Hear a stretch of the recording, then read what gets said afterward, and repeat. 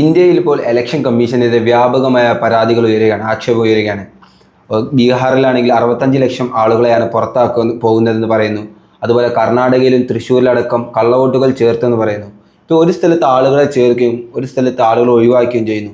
അപ്പോൾ എന്ത് തരം പ്രൊജക്റ്റാണ് അവരിത് മുന്നോട്ട് വെക്കുന്നത്? ഇത് യഥാർത്ഥത്തിൽ ഒരു സാധാരണക്കാരന് വിശ്വസിക്കാൻ കഴിയാത്ത വിധത്തിൽ ഞെട്ടലുണ്ടാക്കുന്ന ഒരു മെഗാ പ്രൊജക്റ്റാണ് ഇത് യഥാർത്ഥത്തിൽ ഇവിടെ BJP RSS ഒക്കെ നടപ്പിലാക്കുന്നത്. അതിൻ്റെ വിശദാംശങ്ങൾ പറയുമ്പോൾ യഥാർത്ഥത്തിൽ കേട്ടിരുന്ന പ്രേക്ഷകർക്ക് തന്നെ ചിലപ്പോൾ വിശ്വസിക്കാൻ ഒരു ബുദ്ധിമുട്ട് തോന്നും. ഇത്തരത്തിലുള്ളൊരു സംഭവം നേരത്തെ ഉണ്ടായിട്ടുള്ളത് 19-ാം നൂറ്റാണ്ടിൽ, അതായത് 1860-കളിലൊക്കെ അമേരിക്കയിലാണ് ശിവലി. അതായത് US ഈ ആളുകളുടെ പൗരത്വം നിഷേധിക്കുക, അതുവഴി അവരെ ഒരു മെയിൻ സ്ട്രീമിൽ നിന്ന്, മുഖ്യധാരയിൽ നിന്ന് ഒഴിവാക്കുക, പകരം വെള്ളക്കാരുടെ മേധാവിത്വം സ്ഥാപിക്കുക എന്നുള്ളതിന് പല വിധത്തിലുള്ള പദ്ധതികളും അവർ നടപ്പാക്കിയിരുന്നു. ആ നടപ്പാക്കിയതൊക്കെ അവസാനിക്കുന്നത് ഏറ്റവും ഒടുവിൽ ഈ വലിയൊരു മൂവ്മെൻ്റ് ഒക്കെ വന്നിട്ടാണ് 1950-കളൊക്കെ എത്തുമ്പോഴാണ് ഈ പറയുന്ന അത്തരത്തിലുള്ള കാര്യങ്ങൾ അവസാനിക്കുന്നത്.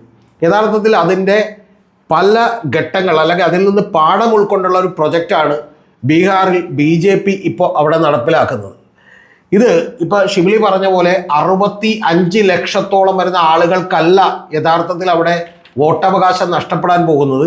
അത് ഏറ്റവും കുറഞ്ഞത് അത് ഏതാണ്ട് 94 ലക്ഷത്തോളം വരുന്ന ആളുകൾക്ക് വരും. ഇതെങ്ങനെയാണ് എന്ന് പറഞ്ഞിട്ടുണ്ടെങ്കിൽ, ബീഹാറിലെ ജനസംഖ്യ എന്ന് പറയുന്നത് 2001 കണക്കുകൾ പ്രകാരം 8,29,00,000 വരുന്ന ആളുകളാണ്. 2011 വരുമ്പോൾ അത് 10,40,00,000 വരുന്ന ആളുകളാണ്.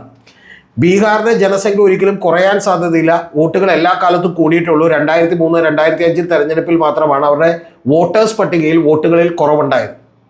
ആ വോട്ടുകളിൽ കുറവുണ്ടായതിനു ശേഷം പിന്നീട് ഇപ്പം നടക്കുന്ന ഒരു റിഫോംസിലാണ്, ഇപ്പം നടക്കുന്ന ഇലക്ഷൻ കമ്മീഷൻ ഒരു എക്സസൈസിലാണ് വലിയ തോതിൽ അവിടെ ഏതാണ്ട് 94 ലക്ഷത്തോളം പേരെ വോട്ടർ പട്ടികയിൽ നിന്ന് ഒഴിവാക്കാൻ പോകുന്നത്. ഇതുമായി ബന്ധപ്പെട്ട് ഇപ്പോൾ സുപ്രീം കോടതിയിൽ കേസ് നടക്കുകയാണ്. സുപ്രീം കോടതിയിൽ കേസ് നടക്കുമ്പോൾ നിങ്ങൾ അറിയേണ്ട ഒരു കാര്യം എന്ന് പറയുന്നത്, മരിച്ചുപോയി എന്ന് പറഞ്ഞ് വോട്ടർ പട്ടികയിൽ നിന്ന് ഒഴിവാക്കിയ ഒരു പെൺകുട്ടിയെ യോഗേന്ദ്ര യാദവ് അവിടെ എന്ത് ചെയ്തിരുന്നു, അവിടെ ഹാജരാക്കിയിരുന്നു സുപ്രീം കോടതിയുടെ മുമ്പിൽ. ഇന്നലെ അങ്ങനെ മരിച്ചുപോയി എന്ന് പറഞ്ഞ് വോട്ടേഴ്സ് പട്ടികയിൽ നിന്ന് ഒഴിവാക്കിയിട്ടുള്ള 7 പേരുമായിട്ട് ഇന്ത്യയുടെ പ്രതിപക്ഷ നേതാവ് രാഹുൽ ഗാന്ധി ചായ കുടിക്കുന്ന ചിത്രം ഞങ്ങൾ കണ്ടു. അതിൽ രാഹുൽ ഗാന്ധി പറഞ്ഞൊരു കമൻ്റ് ഉണ്ട്, മരിച്ചുപോയവരുമായി ഞാൻ ആദ്യമായിട്ടാണ് ജീവിതത്തിൽ ചായ കുടിക്കുന്നതെന്നാണ്. അത്ര വിചിത്രമായ ഒരു കേസാണ്.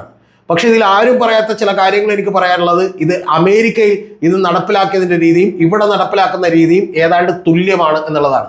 അതിലേക്ക് ഞാൻ പറയുന്നതിന് മുമ്പ് ബീഹാറിൽ എന്താണ് സംഭവിക്കുന്നതെന്ന് പറയാം. ബീഹാറിൽ ഇപ്പോൾ ഏതാണ്ട് ഒരു ഫൈനൽ ആകാൻ പോകുന്ന വോട്ടർ പട്ടികയുടെ നമ്പർ എന്ന് പറയുന്നത് 7.24 കോടിയാണ്. അതായത് കൃത്യം പറഞ്ഞിട്ടുണ്ടെങ്കിൽ നേരത്തെ ഉണ്ടായിരുന്ന 7.89 കോടിയിൽ നിന്ന് വോട്ടേഴ്സ് ഇങ്ങോട്ട് കുറയുകയാണ് ചെയ്തിട്ടുള്ളത്. ഇത് പറയുമ്പോൾ തന്നെ ബീഹാറിൽ 2024 ഉണ്ടായിട്ടുള്ള വോട്ടേഴ്സ് എന്ന് പറയുന്നത് 7,72,00,000 വരുന്ന വോട്ടേഴ്സാണ്. പക്ഷേ ഇപ്പോൾ ഇവിടെ സ്പെഷ്യൽ ഇൻറ്റൻസീവ് റിവിഷൻ എന്ന് പറഞ്ഞൊരു റിവിഷൻ നടക്കുകയാണ്. ആ റിവിഷൻ്റെ ഭാഗമായിട്ട് അവിടെ 7.24 കോടി വോട്ടർമാരെ ഉള്ളൂ എന്നുള്ളതാണ് ഇപ്പോൾ ഇലക്ഷൻ കമ്മീഷൻ ഓഫ് ഇന്ത്യ പറയുന്നത്.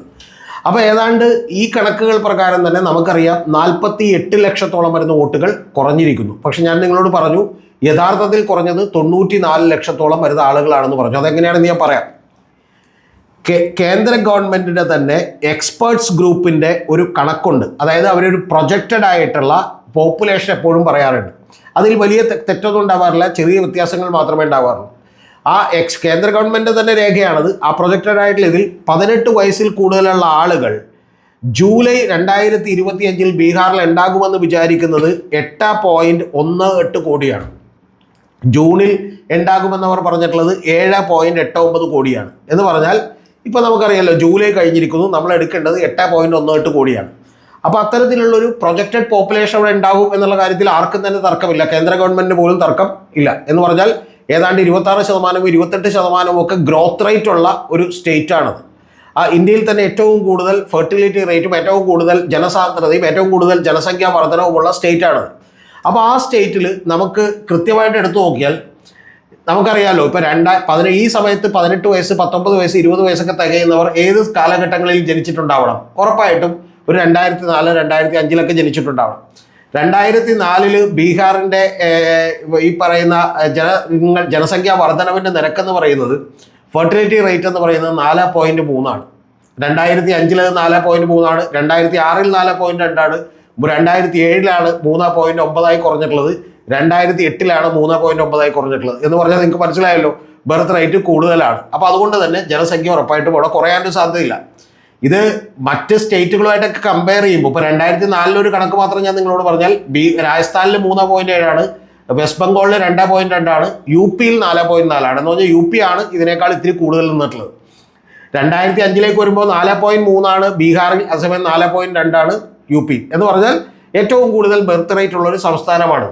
അപ്പോൾ ആ സംസ്ഥാനത്ത് ആ സമയത്ത് ജനിച്ചിട്ടുള്ള ആളുകളായിരിക്കും ഇപ്പോൾ 18-19 വയസ്സ് കഴിഞ്ഞിട്ടുണ്ടാവുക. പക്ഷേ നമ്പർ കൂടേണ്ടത്. അതാണ്. അങ്ങനെ കൂടുമ്പോൾ എന്താണെങ്കിലും 8.18 കോടി വരും. ആ 8.18 കോടിയിൽ നിന്ന് നമ്മളിപ്പോൾ ഉള്ള 7.24 കോടി ഒഴിവാക്കിയാൽ നമുക്ക് മനസ്സിലാവും ഏതാണ്ട് 94 ലക്ഷത്തോളം വരുന്ന ആളുകളെയാണ് വോട്ടർ പട്ടികയിൽ നിന്ന് ഒഴിവാക്കിയിട്ടുള്ളത്. ഇനി ഈ 94 ലക്ഷം കൂടാതെ അവിടെ ബൂത്ത് ലെവൽ ഓഫീസേഴ്സൊക്കെ തന്നെ സസ്പെക്റ്റ് ആയിട്ടും അതുപോലെ പെൻഡിങ്ങിലും ഒക്കെ വെച്ചേക്കണ വോട്ടുകളുടെ നമ്പർ കൂടി കൂട്ടിയാൽ ഏതാണ്ട് ഒരു 70 ലക്ഷത്തോളം വരുന്ന ആളുകൾ കൂടി ഒഴിവാക്കപ്പെടും. അങ്ങനെ ഒഴിവാക്കപ്പെടുമ്പോൾ 1.64 കോടി, അതായത് 1.64 ലക്ഷത്തോളം വരുന്ന വോട്ടേഴ്സ് അവിടെ നിന്ന് ഒഴിവാക്കപ്പെടും എന്നുള്ളതാണ് വാസ്തവം. എന്ന് പറഞ്ഞാൽ ഇതിൽ തന്നെ ഏറ്റവും പ്രധാനപ്പെട്ട കാര്യമുള്ളത്, ഇത് പ്രഖ്യാപിക്കുന്നതിന് മുമ്പ് തന്നെ 2 ജൂലൈ 2025 നമ്മുടെ ഇവിടെ നിന്ന് കേരളത്തിൽ ഉണ്ടായിരുന്ന ഒരു IAS ഉദ്യോഗസ്ഥനാണ് ഇപ്പോൾ ചീഫ് ഇലക്ഷൻ കമ്മീഷണർ. അദ്ദേഹത്തിൻ്റെ പേര് ജ്ഞാനേഷ് കുമാർ എന്നാണ്. അദ്ദേഹം എറണാകുളം ജില്ലാ കളക്ടറായിരുന്നു. അദ്ദേഹം കൊച്ചിൻ കോർപ്പറേഷൻ്റെ സെക്രട്ടറിയുമായിട്ട് കമ്മീഷണറായിട്ടൊക്കെ കുറച്ച് നാൾ ഇരുന്നിട്ടുണ്ട്. അപ്പോൾ അദ്ദേഹത്തെ ഞാൻ സംസാരിച്ചിട്ടുള്ള ഒരാളാണ്. അദ്ദേഹം യഥാർത്ഥത്തിൽ ഇപ്പോൾ ചീഫ് ഇലക്ഷൻ കമ്മീഷണറായിട്ടിരിക്കുന്നു. അദ്ദേഹം ഇതിന് തൊട്ടു മുമ്പ് നിങ്ങൾ ഓർക്കണം, അമിത്ഷായുടെ കോർപ്പറേറ്റ് ഡിപ്പാർട്ട്മെന്റിന്റെ ഹെഡായി വർക്ക് ചെയ്തിരുന്നതാണ്. അമിത്ഷായുടെ കീഴിലെ ഒരു ഉദ്യോഗസ്ഥനായിരുന്നു. അദ്ദേഹത്തെയാണ് ഇവിടെ നിന്ന് ചെറി പിക്ക് ചെയ്ത് കൊണ്ടുപോയി ഇലക്ഷൻ കമ്മീഷൻ ഓഫ് ഇന്ത്യയെ വെച്ചിട്ടുള്ളത്. ആ ഇലക്ഷൻ കമ്മീഷണർ ഇന്ത്യയിലെ വലിയ രാഷ്ട്രീയ പാർട്ടികളുടെ റെപ്രസെൻറ്റേറ്റീവിനോട് ഇത്തരത്തിലൊരു ഡ്രൈവ് തുടങ്ങുന്നതിന് മുമ്പേ പറഞ്ഞൊരു കാര്യം എന്ന് പറയുന്നത്, ബീഹാറിൽ 20% വരുന്ന വോട്ടേഴ്സ് ബോഗസ് ആണ്, അവരെ നമുക്കെടുത്ത് പുറത്ത് കളയണം എന്ന് പ്രജുഡീസ്ഡ് ആയിട്ടുള്ള മുൻവിധിയോടുകൂടിയുള്ള ഒരു മൈൻഡോട് കൂടിയാണ് ഇത് കണ്ടത്.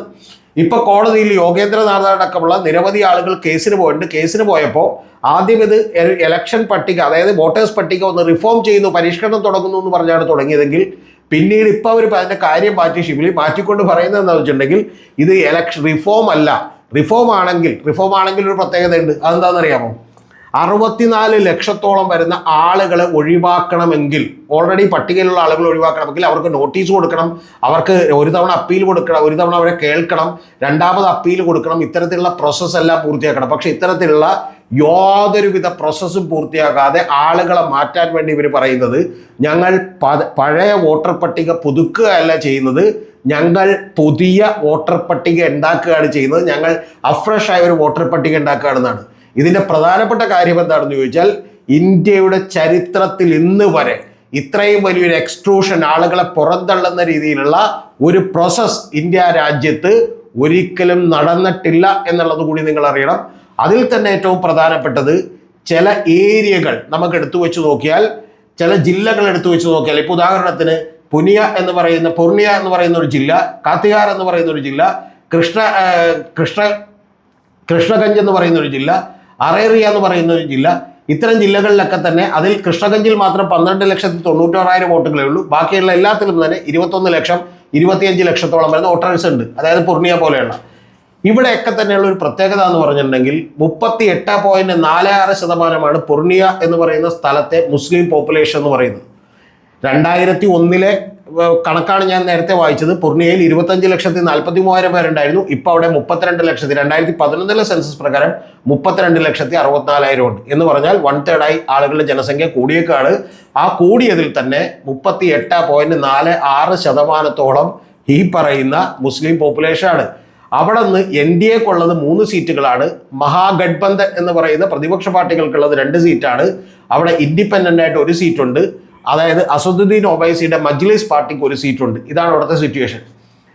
ഇനി ഖത്തിയാർ എന്ന് പറയുന്ന അടുത്തൊരു ജില്ലയിൽ 2001 അവിടെ 23,92,000 പേരായിരുന്നുവെങ്കിൽ അവിടെയും പോപ്പുലേഷൻ കൂടിയിട്ടുണ്ട്. 30,71,029 പോപ്പുലേഷനാണ്.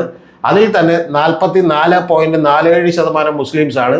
NDAക്ക് 4 സീറ്റുകളുണ്ട്, മഹാഗഡ്ബന്ധന് 3 സീറ്റുകളുണ്ട്. ഇനി കൃഷ്ണഗഞ്ച് എന്ന് പറയുന്ന ഒരു ജില്ല എടുത്തു വെച്ചാൽ 12,96,000 വോട്ടുകളേ ഉള്ളൂ. അത് അവിടെ പോപ്പുലേഷൻ 2011 എത്തിയപ്പോഴേക്കും 4 ലക്ഷം കൂടി 16,90,400 അതിൽ തന്നെ 67.98% മുസ്ലിംസാണ്. അതിൽ NDAക്ക് 1 സീറ്റ് പോലുമില്ല, മഹാഗഡ്ബന്ധന് 4 സീറ്റുകളുണ്ട്. ഇനി അറേറിയ എന്ന് പറയുന്ന ജില്ലയിൽ 21,58,000 ആയിരുന്നു അവിടുത്തെ 2001 സെൻസസ് എങ്കിൽ 2011 വരുമ്പോൾ 10 കൊല്ലം കൊണ്ട് ഏതാണ്ട് 7 ലക്ഷത്തോളം വോട്ടുകൾ കൂടി, അതായത് കറക്റ്റ് 1/3 കൂടി 30% വോട്ട് വർധനമുണ്ടായി. ആ വോട്ടിൽ 28.11 ലക്ഷം ആണ് വോട്ടുള്ളത്. അതിൽ 42.95% മുസ്ലിംസ് ആണ്. എന്ന് പറഞ്ഞാൽ ഈ 4 ജില്ലകളിലും കൂടി സിമ്പിളായി കണക്ക് പറഞ്ഞാൽ ഈ ലാസ്റ്റത്തെ ജില്ലയിൽ NDAക്ക് 4 ആണ്, മഹാഗഡ്ബന്ധന് 2 ആണ്. എന്ന് പറഞ്ഞാൽ ഈ 4 ജില്ലകളിൽ കൂടിയുള്ളത് 13 സീറ്റുകളാണ് NDAക്ക് ഉള്ളതെങ്കിൽ നിങ്ങൾ അറിയേണ്ടത് 11 സീറ്റുകളാണ് ഈ പറയുന്ന മഹാഗഡ്ബന്ധൻ എന്ന് പറയുന്ന കോൺഗ്രസിൻ്റെയും അതുപോലെ തേജസ്വി യാദവിൻ്റെയൊക്കെ പാർട്ടിക്കുള്ളത്. അതിൽ ഇൻഡിപെൻഡൻ്റ് ഒരെണ്ണമുണ്ട്, മജ്ലിസിനൊരെണ്ണമുണ്ട്. എന്ന് പറഞ്ഞാൽ കൃത്യമായിട്ട് ഇത് നടപ്പാക്കുന്നതിൻ്റെ ഉദ്ദേശം എന്താണെന്ന് നിങ്ങൾക്ക് ഒരുപക്ഷെ മനസ്സിലായിട്ടുണ്ടാവും. ഇനി ഇത്തരം ജില്ലകളിൽ എത്ര പേർക്ക് വോട്ട് പോയി എന്ന് മാത്രമേ നമുക്കറിയാൻ ഉള്ളൂ.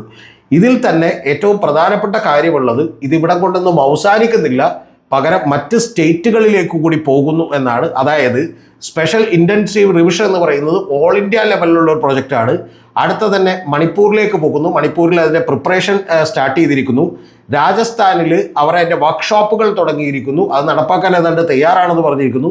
വെസ്റ്റ് ബംഗാളിലും ആസാമിലേക്കുമുള്ളത് അവിടെ ഏറ്റവും തൊട്ടടുത്ത് നടക്കാൻ പോകുന്ന അവിടെയാണ്. വെസ്റ്റ് ബംഗാളിലെ ഇലക്ഷൻ കമ്മീഷൻ ഇത് ഞങ്ങൾ നടപ്പാക്കാൻ തയ്യാറാണ് എന്ന് പറഞ്ഞിട്ടുണ്ട്. ഇത്തരത്തിൽ ഈ ഇന്ത്യ മുഴുവൻ നടപ്പാക്കുമ്പോൾ ഏതാണ്ട് യോഗേന്ദ്ര യാദവ് ഒക്കെ പറയുന്നത് കറക്റ്റാണെങ്കിൽ 9 കോടിയിലധികം വരുന്ന ആളുകൾക്ക് വോട്ട് നഷ്ടപ്പെടും. ഇന്ത്യയുടെ പോപ്പുലേഷൻ എന്ന് പറയുന്നത് ഇപ്പോൾ 143 കോടിയാണ്. അതിൽ 100 കോടിയോളം വരുന്ന വോട്ടേഴ്സ് ഉണ്ട്. നമുക്കിപ്പോൾ 96 കോടിയായിരുന്നു കഴിഞ്ഞോളൂ, പക്ഷേ 100 കോടി എന്ന് പ്രതീക്ഷിക്കാം.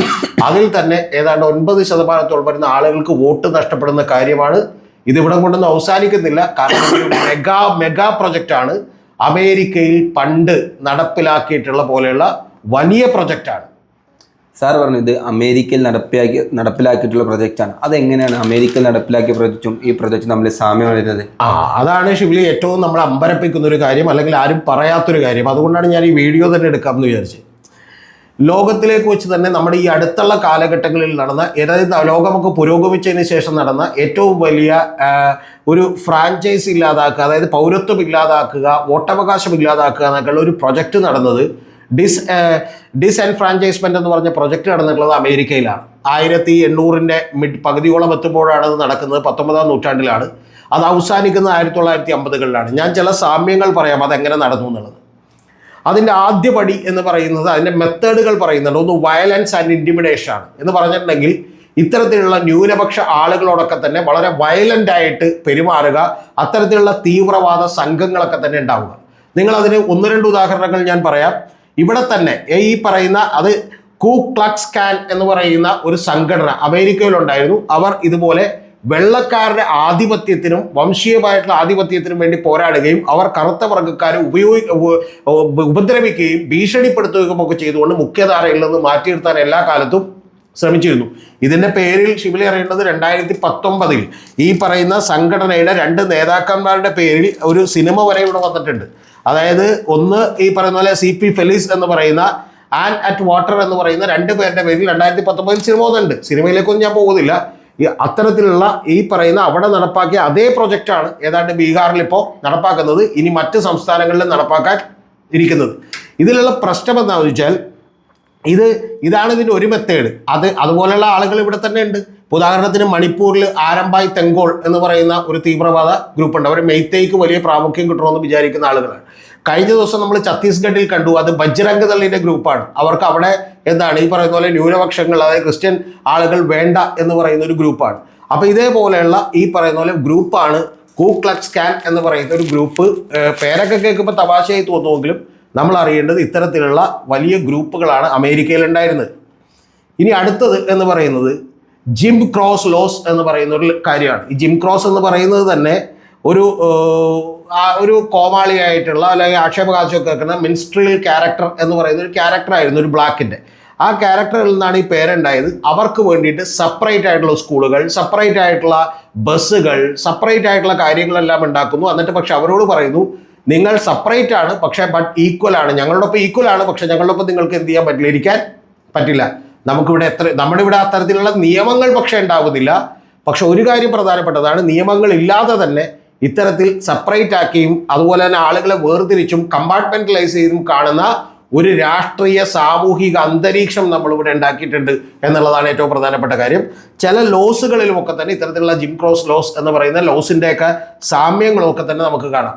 ഇതെല്ലാം അവസാനിക്കുന്നത് 1950കളിലൊക്കെ വന്നിട്ടുള്ള സിവിൽ റൈറ്റ്സ് മൂവ്മെൻറ്റുകളിലൂടെയാണ്. ഇനി അടുത്ത 2 പോയിന്റാണ് ഏറ്റവും പ്രധാനപ്പെട്ടതുള്ളത്. അതായത് ഇത് മെജോറിറ്റി ആയിട്ടുള്ള അമേരിക്കൻ സ്റ്റേറ്റുകളിലും നടപ്പിലാക്കി. ചില സ്ഥലത്തൊക്കെ തന്നെ ലിറ്ററസി ടെസ്റ്റുകൾ നടത്തിയിരുന്നു. ഈ ലിറ്ററസി ടെസ്റ്റുകൾ എന്ന് പറഞ്ഞാൽ അവർക്ക് എഴുത്തും വായനയും അറിയുമെങ്കിൽ നിങ്ങൾക്ക് പൗരത്വം തരാതാണ്. ഇവിടെ ഇപ്പോൾ സംഭവിച്ചുകൊണ്ടിരിക്കുന്നത് 11ഓളം വരുന്ന ഡോക്യുമെന്റുകൾ കൊടുത്താലേ നിങ്ങൾക്ക് എന്ത് കിട്ടൂ, ഈ പറയുന്ന ബീഹാറിൽ നിങ്ങൾക്ക് പൗരത്വം കിട്ടും. 2003 നിങ്ങൾക്ക് നിങ്ങളുടെ അച്ഛനോ അല്ലെങ്കിൽ പിതാക്കന്മാർക്കോ ആർക്കെങ്കിലും ഈ പറയുന്ന 2003 വോട്ടർ പട്ടികയിൽ നിങ്ങൾക്ക് പേരുണ്ടെങ്കിൽ നിങ്ങൾക്ക് പിന്നെ വലിയ ഡോക്യുമെൻ്റ് ഒന്നും കാണിക്കണ്ട. പക്ഷെ അത്തരത്തിലുള്ള ഒരു അഡ്വാൻറ്റേജ് കൂടി വന്നാൽ അവിടെ 4 കോടിയിലധികം വരുന്ന ആളുകൾക്കേ കിട്ടുള്ളൂ. BJPയുടെ എപ്പോഴും ക്ലെയിം അതാണ്, 4 കോടി ആളുകൾക്കേ കിട്ടുള്ളൂ. അപ്പോൾ അവിടെ ആ സമയത്ത് ഉണ്ടായിരുന്ന ഏതാണ്ട് 5 കോടി വരുന്ന പോപ്പുലേഷനാണ് ഈ പറയുന്ന 2005 ഉണ്ടായിട്ടുള്ളത്. 5 കോടി ഇലക്ടേഴ്സ് എന്ന് പറയുന്നത് 5,26,00,000 രണ്ടാമത്തെ തവണ വീണ്ടും 2005 ഒരു ഇലക്ഷൻ കൂടി നടന്നപ്പോൾ 5,13,00,000 ചുരുങ്ങി. അപ്പോൾ അതിലുള്ള ഒരു 4 കോടി ആളുകൾക്ക് മാത്രമേ കിട്ടുള്ളൂ. യോഗേന്ദ്ര യാദവ് പറയുന്നത് കൂടിയെന്ന 2 കോടി പേർക്ക് അതിന് ആനുകൂല്യം കിട്ടാൻ സാധ്യതയുള്ളൂ. ബാക്കിയുള്ള ഒരു 10 കോടി ആളുകൾ ഒരു പോപ്പുലേഷനിൽ ബാക്കിയുള്ള 8 കോടി ഇലക്ടേഴ്സ് ഉണ്ടെന്ന് തോന്നിയാലും 6 കോടി ഇലക്ടേഴ്സും എന്ത് ചെയ്യണം എന്നറിയാമോ? ചില രേഖകൾ ഹാജരാക്കണം. ആ രേഖകൾ എന്ന് പറഞ്ഞാൽ ഒരു കാരണവശാലും നിങ്ങൾക്ക് ഈ പറയുന്ന പോലെ നിങ്ങളുടെ ആധാർ കാർഡ് അവർ എടുക്കില്ല, നിങ്ങളുടെ വോട്ടേഴ്സ് ID കാർഡ് എടുക്കില്ല. പകരം നിങ്ങളുടെ മെട്രിക്കുലേഷൻ സർട്ടിഫിക്കറ്റ് വേണം, അല്ലെങ്കിൽ നിങ്ങളുടെ അച്ഛൻ്റെ അമ്മയുടെയും ഡേറ്റ് ഓഫ് ബർത്ത് വേണം. ഇത്തരത്തിലുള്ള കാര്യങ്ങളാണ്. ഇത് കോടതിയിൽ വന്ന് സുപ്രീം കോടതി ചോദിച്ചു, എന്താണ് നിങ്ങൾ ഈ കാണിച്ചുകൊണ്ടിരിക്കുന്നത്, ഇത് ഈ പറയുന്ന ആധാർ കാർഡ് എന്തുകൊണ്ട് എടുക്കുന്നില്ല എന്ന് പറഞ്ഞപ്പോൾ ഇലക്ഷൻ കമ്മീഷൻ പറഞ്ഞത് ആധാർ കാർഡ് പൗരത്വത്തിൻ്റെ അവസാന രേഖയല്ല, ഒരു ആധാര രേഖയല്ല എന്നാണ് പറഞ്ഞത്. നേരെ തിരിച്ചപ്പോൾ സുപ്രീം കോടതി ചോദിക്കുന്നുണ്ട്, അങ്ങനെ ആധാരമായിട്ടുള്ള രേഖയല്ലെങ്കിൽ പിന്നെ നിങ്ങൾ ഹാജരാക്കാൻ പറയുന്ന 11 ഏതെങ്കിലും അതുപോലെ ഫൈനൽ വേർഡാണോ ഈ പറയുന്ന പൗരത്വം ഉള്ളതിൻ്റെ എന്ന് ചോദിക്കുമ്പോൾ ഇലക്ഷൻ കമ്മീഷൻ ഉത്തരം ഇല്ല. അപ്പോൾ ഇത്തരത്തിലുള്ള പല പക്ഷേ ഇലക്ഷൻ കമ്മീഷനോ അല്ലെങ്കിൽ സുപ്രീം കോടതിയോ ഒന്നും കടുത്ത തീരുമാനങ്ങൾ എടുക്കുന്നില്ല. നിയമങ്ങൾ പോലും മാറ്റിക്കൊണ്ടാണ് ഇത്തരത്തിലുള്ള ഒരു പ്രൊജക്റ്റ് തയ്യാറാക്കുന്നത്. അതിലേക്ക് ഞാൻ വരാം. അപ്പോൾ അത്തരത്തിൽ ഈ പറയുന്ന പല പ്രൊജക്റ്റുകൾ ഉണ്ടാക്കുന്നു, ലിറ്ററസി ടെസ്റ്റുകൾ നടത്തുപോലെ ഇവിടെ എന്ത് ചെയ്യുന്നു, ഇവർ പഠിച്ചതിൻ്റെ സർട്ടിഫിക്കറ്റ് കൊണ്ടുവരാൻ പറയുന്നു. പിന്നെ അമേരിക്കയിൽ പോൾ ടാക്സസ് ഏർപ്പെടുത്തിയിരുന്നു, അതിനെ ഏർപ്പെടുത്തിയിട്ടില്ല, എന്ന് വരുമെന്ന് നമുക്കറിയില്ല. പക്ഷേ ഏറ്റവും പ്രധാനപ്പെട്ട ഒരു സാമ്യമുണ്ട് ഷിബിലി, അതെന്താണെന്ന് വെച്ചിട്ടുണ്ടെങ്കിൽ വൈറ്റ് പ്രീമിയർ എന്ന് പറയുന്ന ചില പരിഷ്കാരങ്ങളൊക്കെ നടപ്പാക്കുന്നു, അതും ഞാൻ വിടുന്നു. പക്ഷേ ഏറ്റവും പ്രധാനപ്പെട്ടത് ഗ്രാൻഡ് ഫാദർ ക്ലോസസ് എന്ന് പറയുന്ന ക്ലോസ് ഉണ്ട്. ആ ഗ്രാൻഡ് ഫാദർ ക്ലോസ് എന്ന് പറയുന്നത് ഏതാണ്ട് അതേ ക്ലോസ് തന്നെയാണ് നിങ്ങളുടെ അച്ഛനും അമ്മയ്ക്കും ഇവിടെ വോട്ടവകാശം ഉണ്ടായിരുന്നെങ്കിൽ 2003 വോട്ടർ പട്ടിക ചെയ്തപ്പോൾ അതിൽ ഉണ്ടായിരുന്നെങ്കിൽ എന്ന് പറയുന്ന ക്ലോസ് അതാണ്. അതായത് ഇവിടെ പറയുന്നത് നിങ്ങളുടെ ഗ്രാൻഡ് ഫാദർ ഇവിടെ വോട്ടവകാശം ഉണ്ടായിരുന്നെങ്കിൽ അത്തരത്തിൽ എന്ത് ചെയ്യുന്നു, എക്സെപ്റ്റഡ് ആയിട്ടുള്ള ചില ക്രൈറ്റീരിയ ഉണ്ടായിരുന്നെങ്കിൽ മാത്രം നിങ്ങൾക്ക് ഞങ്ങൾ പൗരത്വം തരാമെന്ന് അമേരിക്കയിൽ 1860കളിൽ പറഞ്ഞുകൊണ്ടിരുന്ന അതേ കാര്യം നമ്മൾ ഏതാണ്ട് ബീഹാറിൽ കാണുന്നു. ഇതിനെക്കുറിച്ച് ഞാനിപ്പോൾ കൂടുതൽ പറയുന്നില്ല. ഡോക്ടർ പപ്പെ ഹോളോവേ എന്നൊക്കെ പറയുന്ന ആളുകളൊക്കെ നടത്തിയിട്ടുള്ള വലിയ റിസർച്ചുകളുണ്ട്. പക്ഷെ അതൊന്നും ഇപ്പോൾ ഇവിടെ ഒരു വീഡിയോയിൽ നമുക്ക് പറയാൻ പറ്റില്ല. എന്ന് പറഞ്ഞാൽ അമേരിക്കയിൽ എങ്ങനെയാണോ ബ്ലാക്കിനെ എക്സ്ട്രൂഷൻ നടത്തിയത് അത് 1950കൾ വരെ നിലനിന്നിരുന്നു. അതിനുശേഷമുള്ള വലിയ മൂവ്മെൻറ്റിൻ്റെ ഭാഗമായിട്ടാണ് അത് ഇല്ലാതായതെങ്കിൽ ഇപ്പോഴും പക്ഷേ വംശീയമായിട്ടുള്ള വേർതിരിവുകൾ അവിടെ ഉണ്ടെങ്കിൽ നേരത്തെ പറഞ്ഞ പോലെ വലിയ തീവ്ര സംഘടനകളെ കൊണ്ട് ഇവരെ ഉപദ്രവിക്കുകയും ഇവരെ ഇൻറ്റിമിഡേറ്റ് ചെയ്യുകയും ഭയപ്പെടുത്തുകയും ഒക്കെ ചെയ്തുകൊണ്ട് ഇവരെ മാറ്റി നിർത്തുന്നു. ഇപ്പോൾ തെരഞ്ഞെടുപ്പിൽ നിന്ന് പോലും അവർ പുറത്താകുന്നു. ഇതിൽ ഏറ്റവും പ്രധാനപ്പെട്ട കാര്യം ഇതിൻ്റെ 3-4 ജില്ലകൾ എന്ന് പറയുന്നത് അത് നേപ്പാളിനും ബംഗ്ലാദേശിനും ഒക്കെ അടുത്ത് കിടക്കുന്ന ജില്ലകളാണ് ഞാൻ പറഞ്ഞത്. അപ്പോൾ ആ ജില്ലകളിൽ നിന്നുള്ള ആളുകൾ ഇവർ സംശയത്തോടെ കാണുന്നു. പ്രധാനപ്പെട്ട മറ്റൊരു കാര്യം, ഇവിടെ നിന്നൊക്കെയുള്ള വോട്ടുകളും സീറ്റുകളും ഒക്കെ ഏതാണ്ട് ഈക്വലായിട്ടാണ് BJP ഈ 4 ജില്ലകളിൽ പോലും BJPയും ഈ പറയുന്ന ബാക്കിയുള്ളവർ പങ്കിട്ടെടുക്കുന്നത്. അതുകൊണ്ട് എങ്ങനെ ജയിക്കാം എന്നുള്ളതിൻ്റെ ക്ലാസിക് ഉദാഹരണമാണിത്.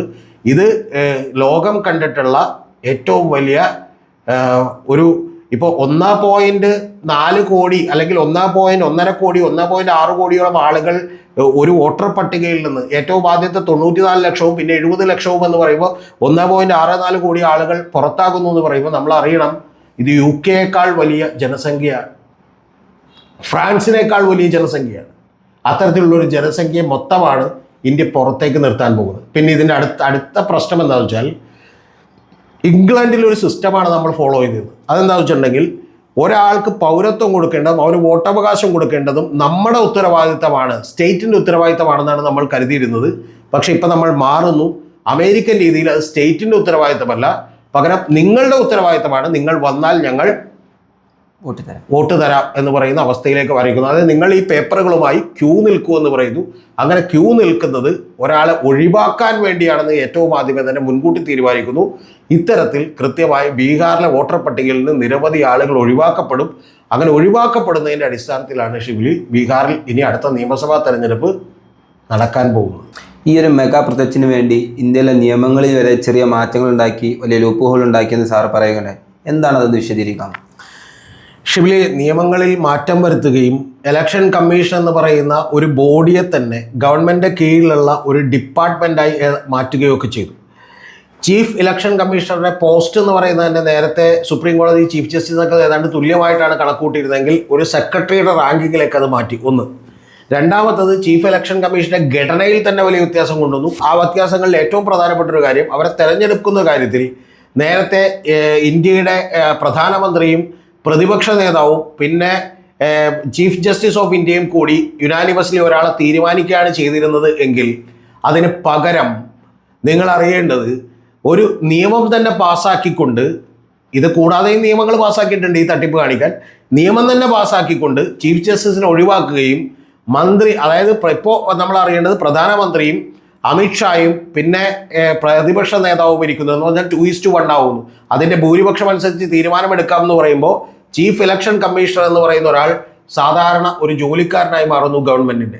അങ്ങനെയാണ് ഏറ്റവും ഒടുവിൽ ജ്ഞാനേഷ് കുമാറിനെ എടുത്തു വെച്ചിരിക്കുന്നത്. പക്ഷേ ഇതിനു മുമ്പ് നമുക്കറിയാം, പ്രധാനമന്ത്രിയുടെ പ്രൈവറ്റ് സെക്രട്ടറിമാരിൽ ഒരാളായിരുന്ന TN ശേഷൻ ഇന്ത്യയുടെ ചീഫ് ഇലക്ഷൻ കമ്മീഷനായി വരുമ്പോഴാണ് ഇലക്ഷൻ കമ്മീഷൻ വലിയ തോതിൽ അധികാരമുണ്ടെന്ന് നമ്മൾ തിരിച്ചറിയുന്നത്. അദ്ദേഹമാണ് 10 മണിക്ക് ശേഷം ഒരു കാരണവശാലും അനൗൺസ്മെൻറ്റ് പറ്റില്ല എന്ന് പറഞ്ഞത്.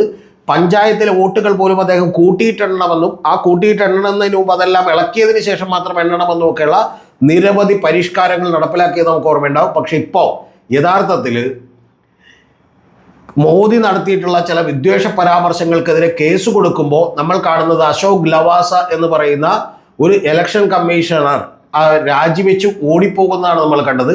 അദ്ദേഹം ഏഷ്യൻ ഡെവലപ്മെന്റ് ബാങ്കിലേക്ക് പോയി. അദ്ദേഹത്തിന് മുമ്പ് അദ്ദേഹത്തിൻ്റെ വൈഫിൻ്റെ ഓഫീസ് റെയ്ഡ് ചെയ്തു, അദ്ദേഹത്തിൻ്റെ മകൻ്റെ ഓഫീസ് റെയ്ഡ് ചെയ്തു. ഇത്തരത്തിൽ ഗവൺമെൻറ് വലിയ ഹോസ്റ്റൈലായിട്ടുള്ള സമീപനങ്ങളുണ്ടായി. ഇതിനുശേഷം ഇലക്ഷൻ കമ്മീഷൻ തീർത്തും പക്ഷപാതപരമായി പെരുമാറുന്നതാണ് നമ്മൾ കണ്ടത്. ഇവിടെ പോലും ഷിബിലി അറിയേണ്ടത് 1,10,000-ലധികം വരുന്ന വോട്ടുകൾ നമ്മുടെ തൃശ്ശൂർ പോലും ഏറ്റവും കരട് വോട്ടർ പട്ടികയ്ക്ക് ശേഷം വീണ്ടും ചേർക്കാൻ വേണ്ടി കൊടുക്കുമ്പോൾ ആ വോട്ടർ പട്ടികയിലേക്ക് ചേർക്കുമ്പോൾ കൃഷ്ണതേജ എന്ന് പറയുന്ന ഒരു കളക്ടറാണ് അവിടെ ഇരുന്നത്. ആ കളക്ടർ ഇപ്പോൾ കേന്ദ്ര ഡെപ്യൂട്ടേഷനിലാണ്. കാര്യം ക്ലിയർ ആണല്ലോ, കേന്ദ്ര ഡെപ്യൂട്ടേഷനിലാണ് അദ്ദേഹം. ഈ കരട് വോട്ടർ പട്ടിക കഴിഞ്ഞതിന് ശേഷം നമ്മൾ ഫൈനൽ വോട്ടർ പട്ടികയിലേക്ക് പേര് ചേർത്ത് കഴിഞ്ഞാൽ പിന്നെ അവർക്കൊക്കെ തന്നെ വോട്ട് ചെയ്യാം. ആ വോട്ട് ചെയ്യാം എന്നുള്ളതിൻ്റെ ഉദാഹരണമാണ് തൃശ്ശൂരിൽ കണ്ടത്. ഇതിൽ മറ്റൊരു കാര്യം കൂടി പറയാനുണ്ട്.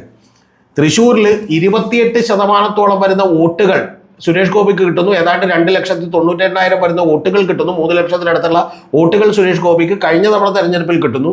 അത് കഴിഞ്ഞ് തൊട്ടടുത്ത ഈ പറയുന്ന തെരഞ്ഞെടുപ്പിൽ സുരേഷ് ഗോപിക്ക് കൂടുന്നത് ഏതാണ്ട് 1,18,000 വരുന്ന വോട്ടുകളാണ്.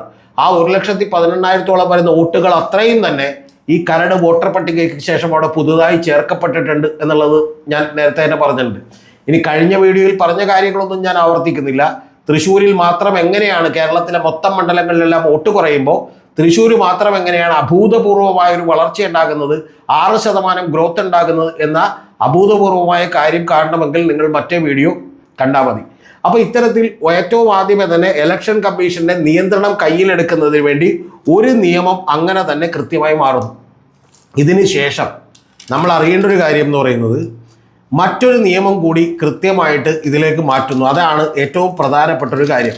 അത് 1961 ഇലക്ഷൻ റൂൾസിൽ, ചട്ടങ്ങളിൽ ഭേദഗതി വരുത്തുന്നു. അപ്പം നിയമം മാറ്റണമെങ്കിൽ പാർലമെന്റിലേക്ക് പോകണം. പാർലമെന്റിലേക്ക് പോകാതെ ചട്ടങ്ങളിൽ ഭേദഗതി വരുത്തുക. ആ ചട്ടങ്ങളിൽ ഭേദഗതി വരുത്തിയത് വളരെ രസകരമാണ്. എന്ന് പറഞ്ഞാൽ നേരത്തെ ഉണ്ടായിരുന്ന ഇലക്ഷൻ കമ്മീഷന്റെ റൂൾ എന്ന് പറയുന്നത് ചില കാര്യങ്ങൾ ഒരു കാരണവശാലും പുറത്തേക്ക് കൊടുക്കാൻ കഴിയില്ല. ഞാനിപ്പോൾ അത് ലിസ്റ്റ് ചെയ്യാൻ ഏതൊക്കെയാണ്. ഒന്ന്, ഇലക്ട്രോണിക് വോട്ടിംഗ് മെഷീൻ ലിസ്റ്റ് ചെയ്യാൻ കഴിയില്ല. യൂസ്ഡ് ആയിട്ടുള്ള ബാലറ്റ് അല്ലെങ്കിൽ അൺയൂസ്ഡ് ആയിട്ടുള്ള ചെയ്യാത്തതും ഉപയോഗിച്ചതുമായിട്ടുള്ള ബാലറ്റ് ഒന്നും പുറത്തേക്ക് ജനങ്ങളെ കാണിക്കാൻ വേണ്ടി കൊടുക്കാൻ പറ്റില്ല. അതുപോലെ marked copy of electoral roll, marked ചെയ്തിട്ടുള്ള ഇലക്ട്രൽ റോളിൻ്റെ കോപ്പി കൊടുക്കാൻ പറ്റില്ല. പിന്നെ ഫോം 17 കൊടുക്കാൻ പറ്റില്ല. വോട്ടിൻ്റെ രജിസ്റ്റർ കൊടുക്കാൻ പറ്റില്ല. ഇങ്ങനെ കുറച്ച് കാര്യങ്ങളൊന്നും കൊടുക്കാൻ പറ്റില്ല എന്ന് എഴുതിയിരുന്നു. അന്ന് അതിൻ്റെ ക്ലോസിൻ്റെ താഴെ ഏറ്റവും ഒടുവിൽ എഴുതി വെച്ചിരുന്നത് all other purpose related to election is can be provided to the public inspection എന്നാണ്. ഇതല്ലാത്ത എല്ലാ പേപ്പറുകളും പബ്ലിക് ഇൻസ്പെക്ഷൻ വേണ്ടി കൊടുക്കാം എന്നായിരുന്നു ചട്ടമെങ്കിൽ ഇതിലേക്ക് ചെറുതായി 2 വാക്കുകൾ മാത്രം കൂട്ടിച്ചേർത്ത് വെച്ചു. All other purpose is specified in this rule എന്നുള്ളൊരു വാചകം കൂടി ചേർത്തു. എന്ന് പറഞ്ഞാൽ വലിയ കുഴപ്പമില്ലാത്ത വാചകമായിട്ട് കേൾക്കുമ്പോൾ നിങ്ങൾക്ക് തോന്നും. All other purpose specified in this rule related to election shall be given to the public inspection എന്നാണ്. നേരത്തെയുള്ള ക്ലോസ് എന്താണ്? All other papers related to election shall be given to the public inspection എന്നാണ്. ഇവിടെയുള്ള പ്രശ്നം നേരത്തെ പറഞ്ഞ ലിസ്റ്റിലില്ലാത്ത എല്ലാ കാര്യവും പൊതുജനങ്ങൾക്ക് പരിശോധിക്കാൻ വേണ്ടി കൊടുക്കാൻ കഴിയുമായിരുന്നു. പക്ഷെ ഇവിടെ ഇപ്പോൾ പ്രശ്നം എന്താ? ഇപ്പോഴുള്ള പ്രശ്നം ഇതിൽ ഈ ചട്ടത്തിൽ പറഞ്ഞിട്ടുള്ള ഇതല്ലാത്ത മറ്റു കാര്യങ്ങൾ കൊടുക്കാൻ വന്നേ. അപ്പോൾ ചട്ടത്തിൽ പറയാത്ത കുറച്ച് കാര്യങ്ങൾ എന്താണ്? CCTV കുറിച്ച് പറഞ്ഞിട്ടില്ല. അപ്പോൾ CCTV കൊടുക്കാൻ കഴിയില്ല. ഇലക്ഷൻ കമ്മീഷൻ വീഡിയോ റെക്കോർഡിംഗ് കൊടുക്കാൻ കഴിയില്ല. ഇത്തരം കാര്യങ്ങളൊന്നും കൊടുക്കാൻ കഴിയില്ല. അപ്പോൾ ഇത്തരം കാര്യങ്ങളിലേക്ക് കൊടുക്കാൻ കഴിയില്ല എന്നുള്ളൊരു നിയമം പാസ്സാക്കുന്നത് എങ്ങനെയാണെന്ന് അറിയാമോ? അതാണ് ഇനി അടുത്തൊരു പ്രധാനപ്പെട്ട കാര്യം. പഞ്ചാബ് ഹരിയാന ഹൈക്കോർട്ടിലേക്ക് മെഹബാസ് പാഷ എന്ന് പറയുന്ന ഒരാൾ, അദ്ദേഹം ഒരു വീഡിയോഗ്രാഫിയും അതുപോലെ റെക്കോർഡിങ്ങും CCTV റെക്കോർഡിങ്ങും ഒക്കെ വേണമെന്ന് പറഞ്ഞ് ഒരു ഇലക്ഷൻ കേസ് കൊടുക്കുന്നു. ആ കേസ് കൊടുക്കുമ്പോൾ ഹൈക്കോർട്ട് അത് കൊടുക്കാൻ വേണ്ടി ഉത്തരവിടുന്നു. കൊടുക്കാൻ വേണ്ടി ഉത്തരവിട്ടതിൻ്റെ 2 ദിവസം കഴിയുമ്പോൾ ഗവൺമെൻറ് ധൃതി പിടിച്ച് ഒരു ഭേദഗതി വരുത്തുകയാണ്. ആ ഭേദഗതിയാണ് ഞാൻ ഇങ്ങോട്ട് പറഞ്ഞത്. ആ ഭേദഗതിയുടെ അടിസ്ഥാനത്തിൽ ഒരു കാര്യവും കൊടുക്കണ്ട. അപ്പോൾ വളരെ നിഷ്കളങ്കമായൊരു ഉദ്ദേശമാണെങ്കിൽ നമ്മൾ തിരക്ക് പിടിച്ച് ഇത്തരത്തിലുള്ള ഒരു ഭേദഗതിയുടെ ആവശ്യമില്ലല്ലോ, കണ്ടോ? അപ്പോൾ അങ്ങനെ ആവശ്യമില്ലാത്തത് കൊണ്ടാണ് ഇത്തരത്തിലുള്ള ഒരു ഭേദഗതി വരുത്തുന്നത്. എന്ന് പറഞ്ഞാൽ ദ ലോ ഹാസ് ബീൻ ഈ പറഞ്ഞ പോലെ ചേഞ്ച്ഡ്, അമെൻഡഡ് ഫോർ ക്രൈം. ഒരു ലോ തന്നെ, നിയമം തന്നെ, ചട്ടവുമൊക്കെ തന്നെ ഒരു ക്രൈം നടത്തുന്നതിന് വേണ്ടി കൃത്യമായിട്ട് ഭേദഗതി ചെയ്തിരിക്കുന്നു എന്നുള്ളത് നിങ്ങൾ മനസ്സിലാക്കണം. ആദ്യം ഇലക്ഷൻ കമ്മീഷൻ നിയന്ത്രണം ഏറ്റെടുക്കുന്നു. അതിനുശേഷം ഇലക്ഷൻ കമ്മീഷന് അനുഗുണമായിട്ടുള്ള രീതിയിൽ എന്ത് ചെയ്യുന്നു? നിയമങ്ങൾ, ചട്ടങ്ങൾ പരിഷ്കരിക്കുന്നു. ആ ചട്ടങ്ങളുടെ അടിസ്ഥാനത്തിൽ ഇതൊന്നും ആർക്കും കൊടുക്കേണ്ടെന്ന് മാത്രമല്ല 45 ദിവസം കഴിയുമ്പോൾ CCTV ഫുട്ടേജുകൾ എന്ത് ചെയ്യാം? നശിപ്പിച്ച് കളയാം എന്ന് പറയുന്നു. അപ്പോൾ അതുകൊണ്ട് തന്നെ ശിവനെ അറിയേണ്ടത് ഇത്തരത്തിലുള്ള വലിയ പ്രൊജക്റ്റുകൾ, നേരത്തെ ഞാൻ പറഞ്ഞതുപോലെ അമേരിക്കയിലും ഇതുപോലെ നിയമങ്ങൾ ഉണ്ടാക്കിയിട്ടുണ്ട്. എന്തിനു വേണ്ടി? ഇതുപോലെ ഇലക്ഷൻ എന്ത് ചെയ്യാൻ? റിഗ് ചെയ്യാൻ, ആളുകളുടെ വോട്ടവകാശം ഇല്ലാതാക്കാൻ. അതേ പ്രൊജക്റ്റ്, അതേ റൈറ്റ് വിങ് ഈ പറഞ്ഞ അജണ്ടയുടെ പ്രൊജക്റ്റ് ഇന്ത്യയിൽ നടപ്പിലാക്കുന്നു എന്നുള്ളതാണ് നമ്മൾ മനസ്സിലാക്കേണ്ടത്. ഇതാണ് ഞാൻ പറഞ്ഞത്, ചട്ടങ്ങളിലൂടെ. ഇതിനെതിരെ ഇപ്പോൾ സുപ്രീം കോടതിയിലടക്കം പരാതി കൊടുത്തിട്ടും അതിനൊരു അനുകൂലമായ വിധി വന്നിട്ടില്ല. അപ്പോൾ എന്താണ് ഇതിവിടെ സംഭവിക്കുന്നത്? അനുകൂലമായ വിധി വന്നിട്ടില്ല എന്നല്ല, ഷിവലി പറഞ്ഞ പോലെ ഇത് സ്റ്റേ ചെയ്തിട്ടില്ല എന്ന് പറഞ്ഞാൽ ഇത് വീണ്ടും കണ്ടിന്യൂ ചെയ്യാണ്. അപ്പോൾ ഇത്തരത്തിൽ മരിച്ചിട്ടുള്ള ആളുകൾ വീണ്ടും തിരിച്ചു വന്ന് കോടതിയിൽ സാക്ഷി പറഞ്ഞാൽ ഇത് തന്നെ വേണമെങ്കിൽ റദ്ദ് ചെയ്യാം എന്നൊക്കെയുള്ള ചില കമൻറ്റുകൾ കോടതി നടത്തിയിട്ടുണ്ട്. പക്ഷേ ഷിബിലി അറിയേണ്ടത് നമ്മുടെ കോടതികൾക്കും എന്ത് പറ്റി ഇത്തരത്തിലുള്ള ഒരു ഫാസിസ്റ്റ് റെജീമിൻ്റെ കീഴിൽ എന്നുള്ളത് നമ്മളൊന്ന് ആലോചിക്കേണ്ടതാണ്. അല്ലെങ്കിൽ മോദി റെജീമിൻ്റെ കീഴിൽ എന്ത് പറ്റി എന്നുള്ളത് ആലോചിക്കേണ്ടതാണ്. 1977 തന്നെ നിങ്ങൾ അറിയേണ്ടത് ഇന്ദിരാഗാന്ധിയുടെ കേസ് റദ്ദാക്കുന്നുണ്ട്. അതായത് ഇന്ദിരാഗാന്ധിയുടെ കേസല്ല, തെരഞ്ഞെടുപ്പ് റദ്ദാക്കുന്നുണ്ട്. ആ തെരഞ്ഞെടുപ്പ് റദ്ദാക്കുമ്പോൾ അതിന് പറഞ്ഞൊരു കാര്യം എന്ന് പറയുന്നത് അവരുടെ പ്രൈവറ്റ് സെക്രട്ടറി ആയിരുന്ന, അവരുടെ പേഴ്സണൽ ഉദ്യോഗസ്ഥനായിരുന്ന യശ്പാൽ റാണ എന്ന് പറയുന്ന ഒരു ഉദ്യോഗസ്ഥൻ, യശ്പാൽ കപൂർ എന്ന് പറയുന്ന ഒരു ഉദ്യോഗസ്ഥൻ, ആ യശ്പാൽ കപൂർ എന്ന് പറയുന്ന ഉദ്യോഗസ്ഥൻ ഇവർ നോമിനേഷൻ കൊടുക്കുന്ന സമയത്ത് യശ്പാൽ കപൂർ രാജിവെച്ചിട്ടില്ല എന്ന് പറഞ്ഞുകൊണ്ടാണ് എന്ത് ചെയ്യുന്നത്, അതായത് ദുരുപയോഗം ചെയ്തു എന്നുള്ളത് കൊണ്ടാണ് അദ്ദേഹം ഇവരുടെ പ്രവർത്തനങ്ങൾക്കൊക്കെ കൂട്ടുന്നു എന്ന് പറഞ്ഞുകൊണ്ടാണ് സുപ്രീം കോടതി ഇവരുടെ ഈ പറഞ്ഞ പോലെ വളരെ ഫേമസ് ആയിട്ടുള്ള, അതിനുശേഷം അടിയന്തരാവസ്ഥ പ്രഖ്യാപിച്ചു 1975 അതെന്ത് ചെയ്യുന്നത്, റദ്ദാക്കുന്നത്. നിങ്ങളൊന്ന് ആലോചിച്ച് നോക്കണം സുപ്രീം കോടതിയെക്കുറിച്ച്. അന്ന് നമ്മുടെ കേരളത്തിൽ നിന്നുള്ള ജസ്റ്റിസ് VR കൃഷ്ണയ്യരാണെന്ത് സുപ്രീം കോടതി ജഡ്ജായിട്ടിരുന്നത്. അപ്പോൾ അദ്ദേഹത്തിൻ്റെ കയറി ഞാനിത് കഴിഞ്ഞ തവണ അടിയന്തരാവസ്ഥയുടെ ശേഷം എന്നുള്ള ഒരു ചർച്ച നടന്നപ്പോൾ ഞാനത് വിശദമായി പറഞ്ഞതാണ്. അതുകൊണ്ട് ഞാൻ വിശദമാക്കുന്നില്ല, അത് ക്രൈമിൽ കിടക്കുന്നുണ്ട്. ഞാനും ഈ കോൺഗ്രസിൻ്റെ ജിൻഡോയും പിയേഴ്സൺ മാഷും കൂടിയുള്ള ചർച്ചയിൽ ഞാൻ പറഞ്ഞതാണ്. അപ്പോൾ അത് യശ്പാൽ കപൂർ എന്ന് പറയുന്ന ഒരാളുടെ കേസിലുണ്ടാവുന്നു. അതായത് കോടതികൾ പോലും അത്തരത്തിലുള്ള കാര്യങ്ങളിൽ പോലും വളരെ ശക്തമായ നിലപാടുകൾ സ്വീകരിച്ചിരുന്നു. അതിനുശേഷം നമുക്കറിയാം പശുവും കിടാവും എന്നുള്ളത് ഒരു മതചിഹ്നമാണ്, അതുകൊണ്ട് അത് ഉപയോഗിക്കാൻ പറ്റില്ല എന്ന് പറഞ്ഞ ആളുകൾ കോടതിയിൽ പോയിരുന്നു.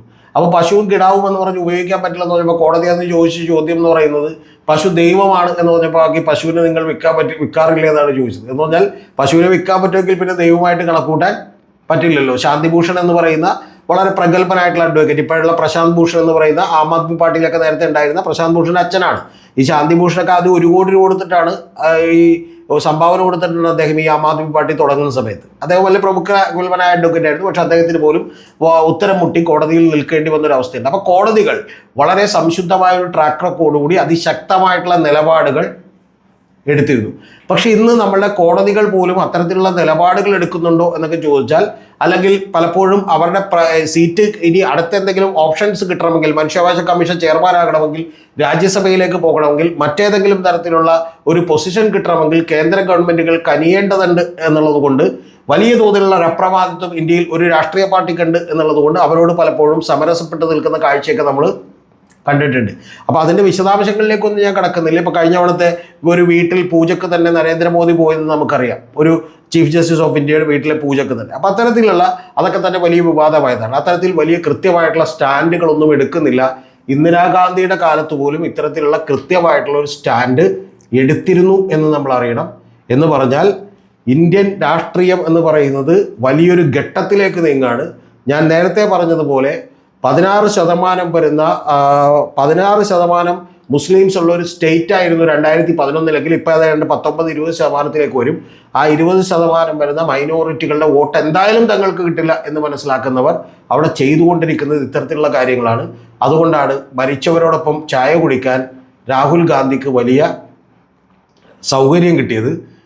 അവരുടെ 20% വോട്ടേഴ്സിന് പോലും ഇത്തരത്തിലുള്ള രേഖകളൊന്നും ഹാജരാക്കാൻ കഴിയില്ല എന്നറിഞ്ഞുകൊണ്ട് തന്നെ അത്തരത്തിലുള്ള രേഖകൾ ആവശ്യപ്പെടുന്ന വിചിത്രമായ കാര്യമാണ് ബീഹാറിൽ നടക്കുന്നതെങ്കിൽ, ഒരു രേഖയും ചോദിക്കാതെ ഒരു പോസ്റ്റ് കാർഡ് അങ്ങോട്ട് എഴുതിയിട്ടാൽ ആ പോസ്റ്റ് കാർഡ് വന്നു എന്നുള്ളത് മാത്രം കാണിച്ചുകൊണ്ട് 2 ദിവസങ്ങൾക്കും 3 ദിവസങ്ങൾക്കും മുമ്പ് വോട്ട് ചേർത്ത് കൊടുക്കുന്ന പദ്ധതി ആണ് നമ്മൾ തൃശ്ശൂരിൽ കണ്ടത്.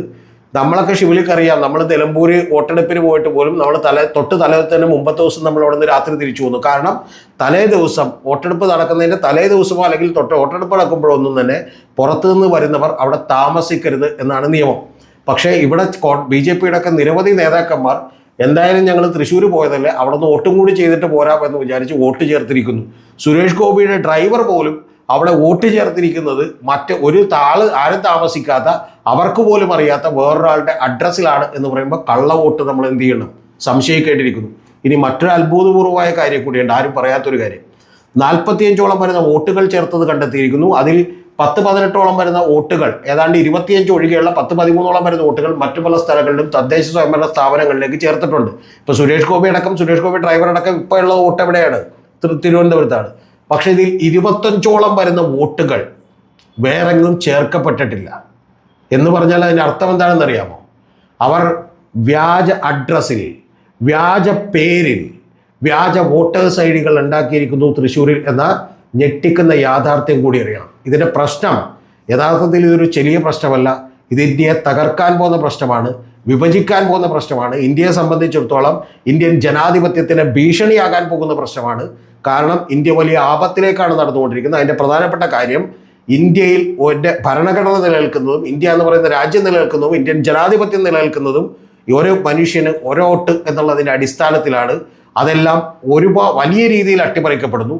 തൃശ്ശൂരേക്ക് കേരളത്തിൻ്റെ വിവിധ ഭാഗങ്ങളിൽ നിന്ന് വന്നിട്ടുള്ള ആളുകൾ വരുന്നു, അവർ വോട്ട് ചേർക്കുന്നു, അവിടെ വിജയിക്കുന്നു എന്ന് പറഞ്ഞാൽ ജനാധിപത്യത്തിൻ്റെ കടക്കൽ കത്തിവെക്കുന്ന ഒരു പണി ഇവിടെ നടക്കുന്നുവെങ്കിൽ, ഏതാണ്ട് 1,64,00,000 വരുന്ന ആളുകൾ അവിടെ ജീവിച്ചു കൊണ്ടിരുന്ന, അവിടെ ജനിച്ച് ജീവിച്ച് കഷ്ടപ്പാടും ദുരിതങ്ങളിലും വെള്ളപ്പൊക്കമുള്ളത് കൊണ്ട് ഈ മാസങ്ങളിൽ ഈ വലിയ ഇൻറ്റൻസീവായിട്ടുള്ള റിവിഷൻ നടക്കുമ്പോൾ അവിടെ ബീഹാറിൽ വെള്ളപ്പൊക്കത്തിൻ്റെ സമയമാണ്. ഈ സമയത്ത് ഒരു കാരണവശാലും വോട്ടിന് വേണ്ടി ജനങ്ങൾ ക്യൂ നിൽക്കില്ല എന്നറിയാവുന്ന കേന്ദ്ര ഗവൺമെൻറ്റും ഇലക്ഷൻ കമ്മീഷൻ ഓഫ് ഇന്ത്യയും ഒക്കെ തന്നെ ഇത്തരത്തിലുള്ള നടപടികളുമായി അടിയന്തിരമായി മുന്നോട്ട് പോകുന്നു. വളരെ വിചിത്രമായ ഒരു നാടായിക്കൊണ്ടിരിക്കുന്നു നമ്മൾ. അതാണ് ഞാൻ പറഞ്ഞത്, ഇതൊരു മെഗാ വലിയ പ്രൊജക്റ്റാണ്. നിയമങ്ങൾ മാറ്റുന്നു, ആളുകളുടെ എന്ത് ചെയ്യുന്നു, ഈ പറയുന്ന പോലെ വലിയ നരേറ്റീവുകൾ ബിൽഡ് ചെയ്യുന്നു. അതിനു വേണ്ടിയിട്ടുള്ള രാഷ്ട്രീയ സാഹചര്യമുണ്ട് എന്ന് ഏറ്റവും വിദഗ്ധരായിട്ടുള്ള ആളുകളെ പോലും ബോധിപ്പിക്കാൻ കഴിയുന്ന രീതിയിലുള്ള ക്യാമ്പയിനുകൾ നടത്തുന്നു. അതേസമയം തന്നെ ഒരു സമൂഹത്തിൻ്റെ വിവിധ ഭാഗങ്ങളിൽ നിന്നുള്ള കുറച്ച് ആളുകളെ ഒഴിവാക്കുന്നു, മറ്റൊരു സമൂഹത്തിൽ നിന്ന് എല്ലാ ഭാഗങ്ങളിൽ നിന്നുള്ള ആളുകളെ ചേർത്തുകൊണ്ട് എന്ത് ചെയ്തു വോട്ടെടുപ്പുകൾ നടക്കുന്നു. ഒരു കാര്യം കൂടി പറഞ്ഞുകൊണ്ട് ഞാനിത് അവസാനിപ്പിക്കാം. എന്തുകൊണ്ടാണ് വൺ ഇന്ത്യ വൺ എലക്ഷൻ എന്ന് നമ്മളെപ്പോഴും പറയുന്ന, അതിനുവേണ്ടി താല്പര്യപ്പെടുന്ന മോദി ഗവൺമെൻറ്റും അതുപോലെ തന്നെ ഇലക്ഷൻ കമ്മീഷൻ ഓഫ് ഇന്ത്യയും ഒക്കെ തന്നെ 7-8 ഘട്ടങ്ങളായിട്ട് വോട്ട് നടത്തുന്നത് എന്ന് ചോദിച്ചാൽ അതും വലിയ സംശയകരമായ കാര്യമാണ്. കാരണം ഇതുപോലെ മാറി മാറി വോട്ട് ചെയ്യാനുള്ള സൗകര്യം ഒരുക്കുന്നതാണോ എന്നുള്ളത് നമുക്കറിയില്ല. സംശയിക്കാൻ മാത്രമേ കഴിയൂ. പക്ഷെ ഒരു കാര്യം ഉറപ്പാണ്, ഇന്ത്യൻ ജനാധിപത്യം അപകടത്തിലാണ്.